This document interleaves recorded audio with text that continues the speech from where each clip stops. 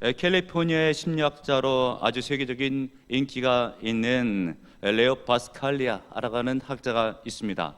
그분이 쓴 책 가운데 나오는 이야기가 있어요. 어떠한 할아버지 한 분이 계셨는데 병원에서 암 진단을 받았습니다. 그 이후로 굉장히 난폭해지셨어요. 그래서 가족들한테도 아나무인으로 대하게 되고, 병원에 입원했을 때에도 의사 및 간호사에게 욕설을 하면서 함부로 대하게 되죠. 또 문병 오는 방문객들도 잘 맞이해 주지를 않아요. 가족들이 마음을 써서 어떨 때는 목사님 모셨지만 목사님한테도 막무가내예요. 그리고 상담학자 내지는 카운셀러 등을 모시기도 했지만 아무 소용이 없었습니다. 그러던 차에 같은 동네에서 그 할아버지하고 인사를 잠깐 나누고 담소를 나눴던 조그만 소년이 있었는데, 그 소년이 한 번은 병문안을 오게 되었죠. 가족들이 호심 반으로 그 병실에 꼬마를 들어가게 했어요. 꼬마가 들어갔는데 20분에서 30분 정도의 시간을 보내더니 나왔습니다. 그 다음에 할아버지가 완전히 달라지셨어요. 화색이 돌고 많은 사람들을 만나기도 하고 대화를 잘 하고 있는 것이에요. 그래서 그 이유가 무엇인가 너무 궁금해서 꼬마에게 물어봤습니다. 너 도대체 할아버지한테 무슨 얘기를 했길래 할아버지가 이렇게 바뀌었느냐? 라고 했을 때 나는 아무 이야기도 한 적이 없는데요 라고 이야기하는 바로 그때에 가족들은 또 물어보는 것이죠. 그래도 뭔가 무슨 이야기를 했기 때문에 20분 30분 정도의 시간을 소유하고 나온 것이 아니냐? 라고 했을 때 그거요? 라고 이야기를 하더니 아무 말도 하질 않고 그냥 할아버지가 아파서 마음이 좋지 않아서 그냥 같이 막 울었다고 이야기를 한 거예요. 자기를 위해서 진심으로 울어주는 그 소년이 할아버지 생각에는 고맙게 느껴진 것이죠. 그 소년을 바로 끌어안고 같이 눈물을 흘리면서 흐느껴 올 때에 그 꼬마의 마음이 할아버지에게 전달되어 온 것이죠.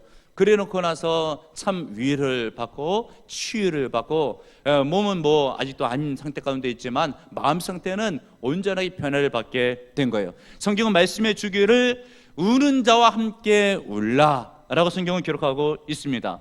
여러분, 우리 예수님께서도 오늘 성경 본문에 보면 우는 한 과부에게 찾아가셔서 과부를 위로해주고 있는 내용이 우리 성경 본문에 기록되어 있습니다. 마찬가지로 오늘 현대를 살고 있는 그리스도인들에게도 눈물 짓고 힘들어하는 자, 우리 주님께 찾아가십니다. 만나 주십니다.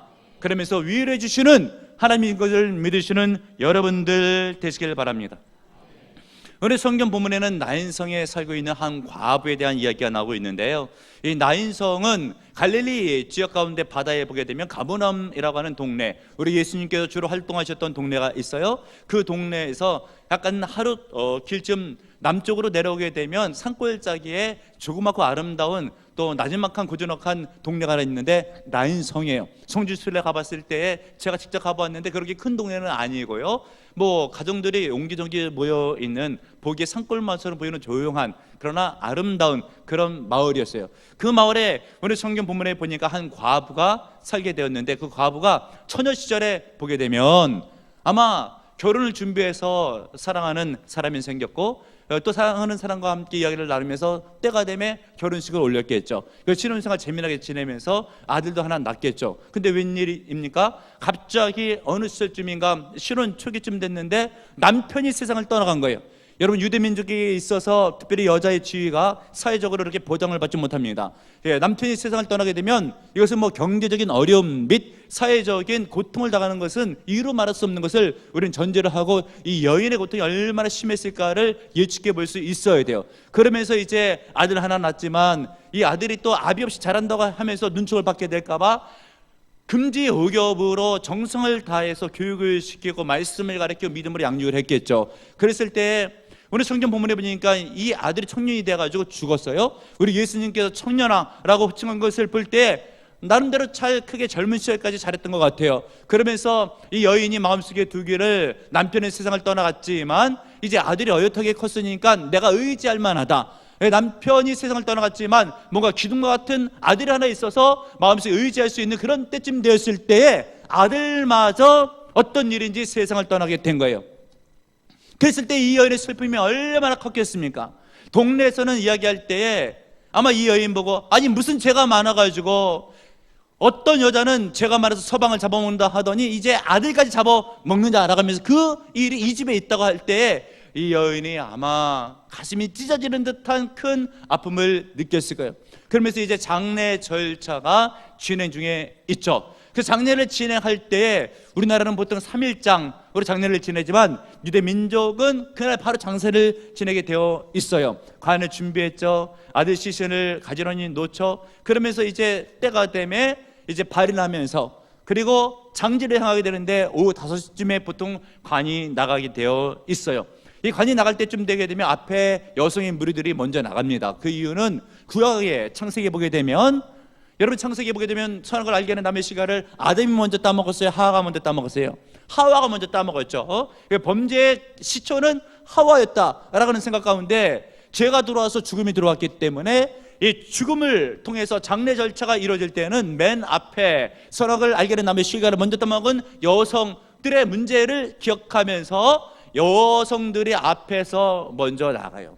그 다음에 남성들이 관을 메고 그 뒤를 따라 나가죠. 그 뒤에는 호곡군들이 울면서 따라 나가게 되는 거예요. 이렇게 해서 장례 절차가 진행되고 있을 때에 장례의 행렬 무리들이 나인성을 이제 막 빠져나가고 있어요. 장지라고 해봤자 한 20-30분 가면 아마 장지에 있을 바로 그런 때인데, 그런데 맞은편에서 예수님께서 무리들을 이끄시고 나인성으로 들어가고 계셨던 것이에요.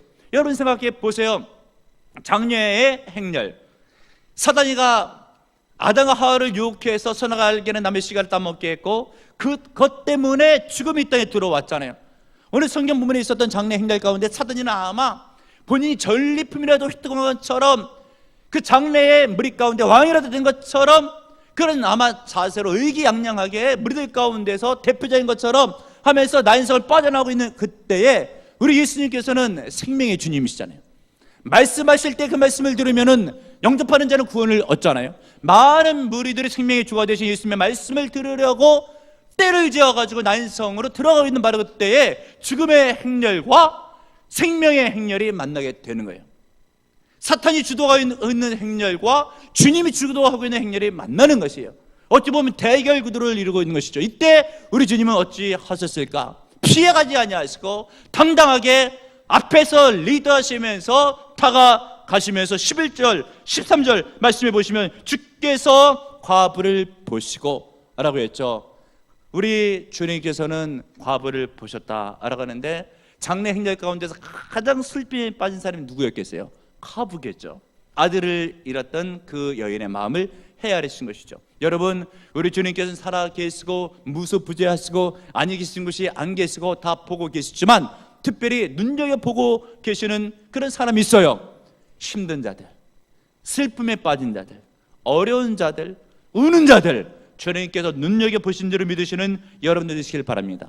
복음서 말씀해 보게 되면 보셨다라고 하는 단어가 40여 번 쓰여지고 있는데 다 버림받은 자들, 소외계층에 있는 자들, 병든 자들, 힘든 자들, 슬픔에 빠진 자들, 울고 있는 자들, 이런 자들을 주님께서 보고 계신 것이에요.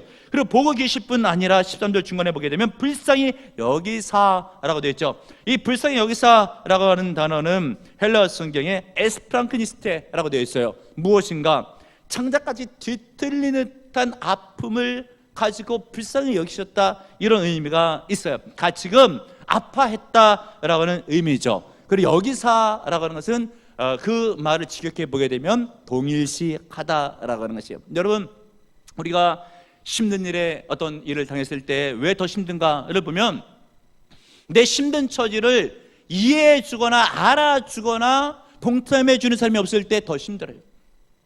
뭐 세상 살다가 이런저런 어려운 일들 있겠죠. 근데 그것을 나눌 사람이 없어요. 어디 가도 말할 데가 없어요.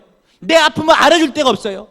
이 사람에게 얘기하면 들어줄까라고 해서 이야기를 했는데 그 사람이 신경도 쓰질 않아요. 그러니까 마음이 더 아파오게 되어 있는 것이죠. 바로 그때 나를 진실로 알아주는 분이 계시죠. 우리 주님이신 줄로 믿으시는 여러분들 되시길 바랍니다. 여러분들이 힘들어할 때, 어려워할 때, 어디 가서 이야기할 데가 없는 바로 그런 때에 우리 주님께서 알고 계셔요. 보고 계십니다. 다가가십니다. 위로해 주셔요. 믿으시는 여러분들 되시길 바랍니다. 그리고 하시는 말씀이 13절에 보게 되면 울지 말라 말씀하시죠. 물론 세상 사람들도 우리가 울면은 울지 말라 라고 이야기를 해요. 그러나 울지 말라라고 하는 그 자체가 무엇이 중요하겠어요? 세상 사람들의 말하고는 우리 주님하고는 차원이 다르죠. 우리 주님께 울지 말라라고 하신 것은 내 문제가 무엇인지 내가 알고 있고 그 문제의 근원을 해결시켜 줄 테니 울지 말라라고 하는 것이요. 우리 성경 본문에 있어서는 과부가 왜 울어요? 자식이 죽었잖아요. 좀 자식이 살아서 자기를 보살펴주면 얼마나 좋겠습니까? 남편 대신 기둥처럼 역할을 감당하면 얼마나 좋아요. 그 자식이 죽었어요. 그 자식을 놓고 생각할 때에 얼마나 억장이 무너지겠습니까? 이 문제를 누가 해결시켜 줄 수 있겠어요? 울지 말라라고 해서 주변 사람들이 이야기해서 그 문제 해결되겠습니까? 그러나 우리 주님께서는 울지 말라라고 했을 때 전제된 게 있죠. 내 문제의 근원을 해결시켜 주겠다 라고 하면서 청년아 내가 네게 말하노니 일어나라 말씀하실 때 그 청년이 일어나서 살아나게 된 줄로 믿으시는 여러분들 되시기를 바랍니다. 얼마나 기하고 복된 그런 역사예요. 여기 있는 목사도 장례 절차를 많이 치러봤죠. 그러나 제가 누구라고 감히 관 안에 있는 시체에게 일어나라고 말할 수 있겠습니까? 한 적도 없고 할 수도 없어요. 그 말씀하시는 분은 천지를 창조하신, 말씀하시면 성취되시는 하나님 한 분인 줄로 믿으시는 여러분들 되시길 바랍니다. 일으키기 전에 우리 주님께서 한 행동이 계시죠. 14절에 보시면 가까이 가사 그 관에 손을 대시니 라고 되어 있어요. 여러분, 이스라엘에서는 정결 예법이 있어요. 성결예법이라고도 하는데 부정을 타면은 얼마간의 기간을 갖고 이 정결의식을 통해서 다시 깨끗해야 주님 앞에 나갈 수가 있고 가정생활, 사회생활을 제대로 할 수가 있는 거예요. 예를 들면 시체를 만진다, 부정한 것이에요. 정결례를 취해야 됩니다. 그렇기 때문에 말씀드린 것처럼 유대인들 가운데 함부로 시체를 만지거나 관에 손을 대지 않습니다. 부정해서 정결예법을 치러야 되는 것이에요. 그런데 우리 주님께서는 오셨잖아요. 카브를 보셨잖아요. 그리고 나서 관에 손을 대셨어요. 아주 충격적인 사건이에요. 이 여인이 생각했을 때는 이분이 누군데 유대인들 가운데서 웬만큼 친한 사람도 관에 손을 대지 않는데 나를 어떻게 안다고 해서 내 아들의 관에 손을 대는가. 대는 행동 자체 그 모습만 보더라도 벌써 고마운 마음이 드는 거예요. 부정할 것을 각오하면서 관에 손을 대시는 큰 사랑의 주님을 이 여인이 목격하고 느끼고 은혜를 받는 거예요. 그러면서 말씀하시잖아요. 청년아 내가 네게 말하노니 일어나라 말씀하심에 그 청년이 살아난 줄로 믿으시는 여러분들 되시길 바랍니다. 여러분, 우리 주님은 말씀하시면 능력이 있고요 그대로 성취되는 것이에요. 죽은 자만 살리십니까? 죽은 자도 살리시는데 여러분 몸 아플 때 우리 주님께서 내가 네게 말하노니 강건할지어다 말씀하시면 병마가 떠나가게 되고 강건하게 된 줄을 믿으시는 은혜가 있길 바랍니다. 생업의 번창을 위해서 주님께서 생업아 일어날지어다 라고 명하시면 생업은 번창하게 되어 있어요. 어려운 가정, 힘든 가정 가운데 가정이 일어날지어다 말씀하시면 일어나게 되어 있습니다. 믿으시는 여러분들 되시길 바랍니다. 이 본문의 메시지를 통해서 우리에게 주시는 하나님의 말씀은 무엇인가? 여러분, 우리 주님은 죽음을 정복하신 부활의 주님이신 줄로 믿으시는 여러분들 되시길 바랍니다. 우리 성경 본문에 있는 사건을 통해서 관을 메고 나오고 있는 자들을 향해서 관에 손을 대시면서 내가 내게 말하는 일어나라 라고 했을 때 죽은 자가 일어났잖아요. 주변에서 깜짝 놀랄 만한 그런 일이잖아요. 우리 주님께서 생명의 주님이시다. 죽은 자도 살리신다. 믿으시는 여러분들 되시길 바랍니다. 요한복음 11장 25절에 있어서도 나는 부활의 생명이니 나를 믿는 자는 죽어도 살겠고 무릇 살아서 나를 믿는 자는 영원히 죽지 아니하리라. 믿으시는 여러분들 되시길 바랍니다. 그래서 성경 말씀에 보게 되면 예수 믿는 자는 살다가 육체가 죽어도 실은 죽은 게 아니에요. 영원한 생명으로 옮겨진 줄로 믿으시는 여러분들 되시길 바랍니다.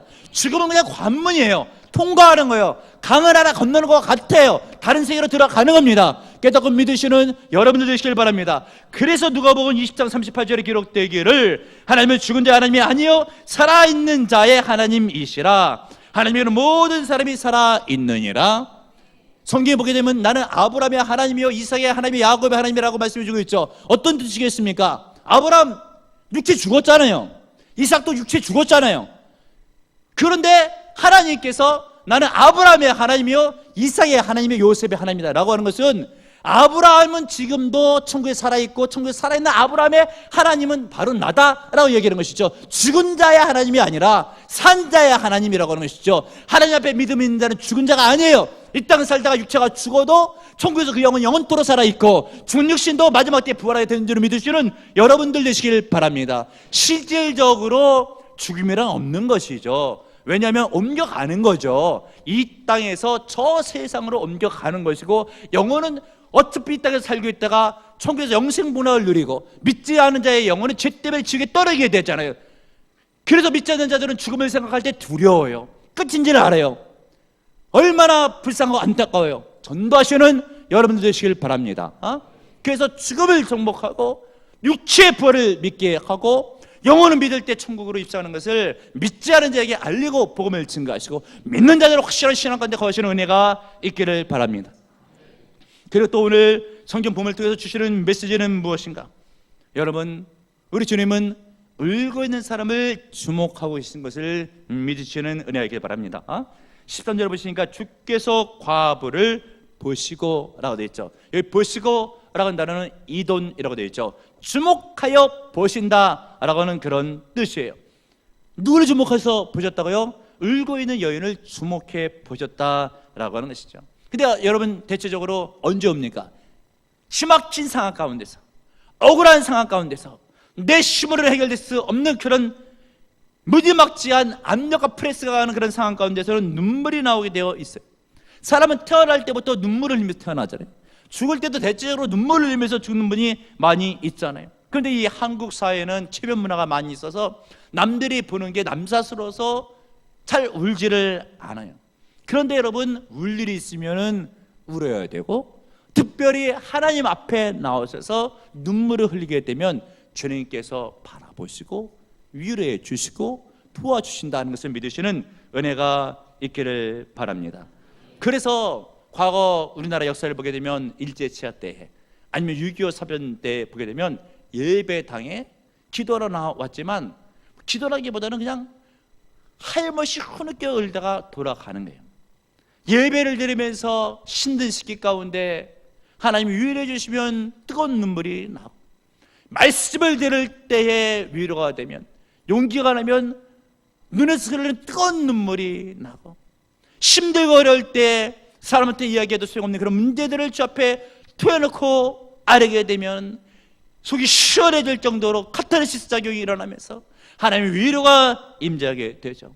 여러분, 주님 앞에 나서 우는 일이란 절대 부끄러운 일이 아니에요. 예배당에 오시면 주님께서 보고 계시고 알고 계시니까 다 말씀하시고 기도로 아뢰시고 그 주님께서 받아주십니다. 많이 우셔도 괜찮아요. 주님께서 우는 자에게 다가가십니다. 관심 있게 보셔요. 그리고 한 말씀 하시면 그 말씀이 능력의 말씀이 돼서 일어나라 는 말씀 가운데 문제를 해결하고 일어나게 되는 줄로 믿으시는 여러분들 되시길 바랍니다. 여러분, 생각해 보세요. 부모 되신 분들, 자녀 가운데 누가 하나가 울고 있어 봐요. 마음이 안 좋아요. 그 자녀에 대한 생각이 늘 꽂혀 있어요. 그래, 제가 왜 울고 있지? 내가 어떻게 도와줘야 될까? 이런 생각을 부모가 하게 되어 있죠. 성도가 주님 앞에 나와서 눈물을 짓잖아요. 하나님 마음이 다 거기 가 있어요. 부자한테 가 있는 게 아니에요. 세상 성공한 사람한테 가 있는 게 아니에요. 울고 있는 나한테 우리 주님의 마음이 다 가 있는 거예요. 믿으시는 여러분들 되시길 바랍니다. 특별히 보시고 사랑해 주셔요. 울고 있는 자에게 말씀하실 하나님을 믿으시는 여러분들 되시길 바랍니다. 그리고 13절에 보시면 주께서 과부를 보시고 울지 말라 하시죠. 위로하시는 거예요. 도와주신다는 거예요. 사람은 말씀드린 것처럼 울지 말라라고 해도 뭐 도심이 없어요. 죽은 자는 어떻게 할 거예요, 사람이? 하나님은 달라요. 전능하시잖아요. 울지 말라 말씀하시면 해결시켜 준다는 거예요. 우리가 인생 살 때 힘든 일들이 얼마나 많이 있어요. 그 성경에 있어서는 인생을 어떨 때는 상한 갈대로, 어떨 때는 꺼져가는 심지를 비할 때가 많이 있죠. 갈대 생각해 보세요. 잘할 때는 멋져요. 바람 불 때는 흔들리면 나름대로 괜찮아 보이고 분위기도 있어요. 그런데 때가 되면 쇠해요. 꺾어집니다. 바닥에 그냥 깔려 있어요. 누구 하나 신경 쓰지 않아요. 그냥 막 밟고 지나갑니다. 상한 갈 때예요. 꺼져가는 심지. 예전에 전기불이 없었을 때 촛불 끼고 살잖아요. 그러다가 기름이 다해가봐요. 불이 막 꺼져가잖아요. 꺼져가면 껌껌해지잖아요. 꺼져가는 심지에 불 때 아름다울 게 뭐 있어요? 완전히 꺼져버렸어요. 관심 두지도 않습니다, 여러분. 우리가 세상에서 성공하고 잘 나갈 때 많은 사람들이 찾아와요. 친구하자 그래요. 같이 밥도 먹자 그래요. 그런데 망했어요? 돈이 없어요? 나 전화라도 하면 바쁘다 그래요. 돈이라도 빌려달랄까봐. 세상이 그래요. 근데 우리 주님께서는 살아갈 때 꺾지 아니하시고 꺼져가는 심지 주님께서 불을 끄지 아니하시는 거예요.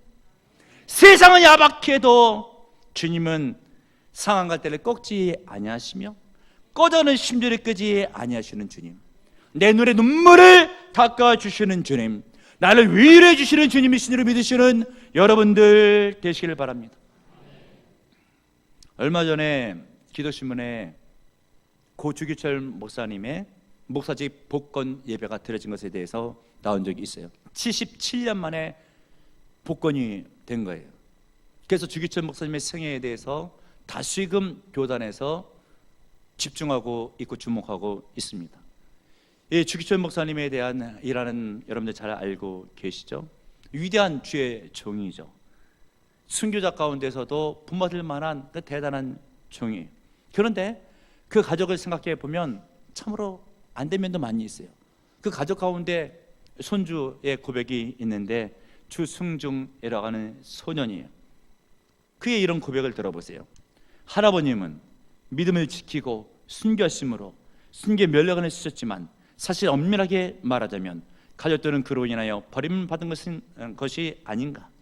사랑하는 남편이 사랑하는 아버지가 하루가 멀다 하고 붙들려 감옥에 들어가시고, 그리고 그 교회는 강제로 문이 닫히고, 그리고 가족들은 평양의 그 추운 겨울에 사택에서도 쫓겨나 갈 곳이 없어 헤매고, 도대체 가족들은 무엇을 어찌하란 말인가?